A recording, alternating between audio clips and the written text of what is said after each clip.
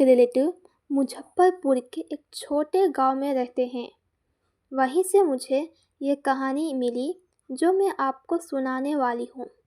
ये कोई फिल्मी प्लॉट नहीं है, ये वाकई ही एक ऐसी घटना है जो कुछ यूनिवर्सिटी स्टूडेंट्स के साथ हुई थी और जो उनके लिए आज भी एक नाइटमेयर बन चुकी है। गांव के एक कोने में एक बहुत पुरानी हवेली थी, लगभग 100 साल पुरानी। लोग कहते हैं ये हवेली एक बड़े जमींदार की थी जो ब्रिटिश ज़माने में रहते थे। उसके घर में शान शौकत, नौकर चाकर सब कुछ था।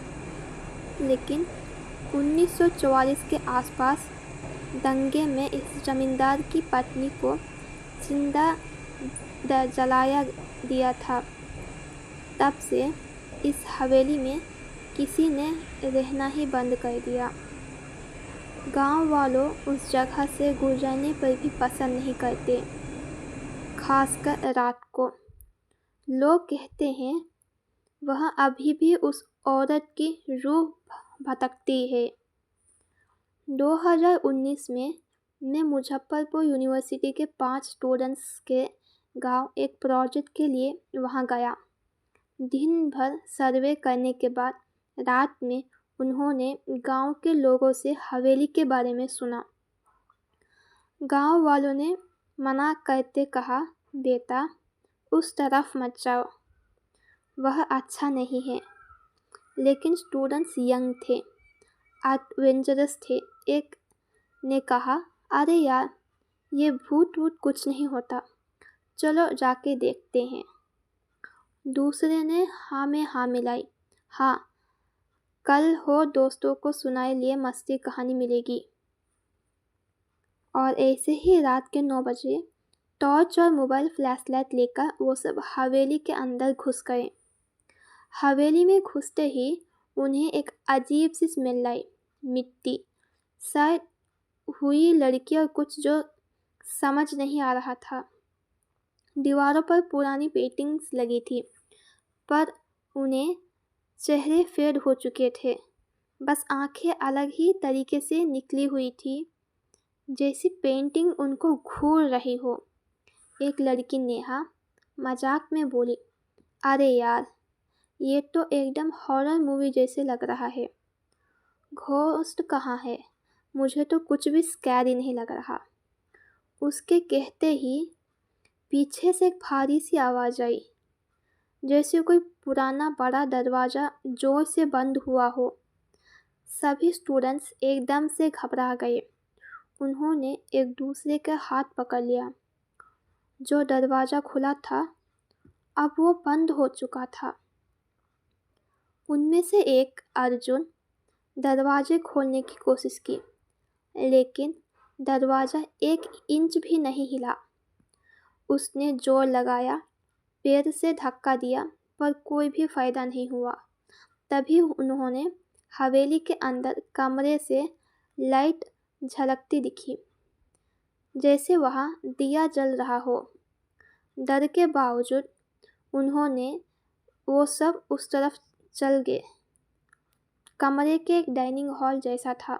बीच में एक बड़ा डाइनिंग टेबल था। टेबल पर एक दिया जल रहा था और उसके अलग साइड में थालियाँ लगी थी, जैसे कोई भोज का इंतजाम हो।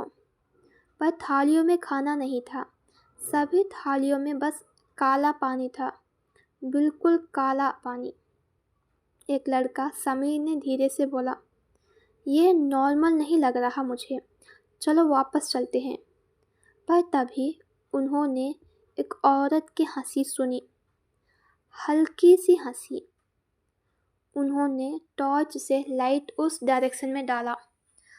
टेबल के कोने पर एक औरत खड़ी थी, सफ़ेद कपड़े पहने हुए, बाल भी खुले थे और चेहरा आधा जला हुआ था।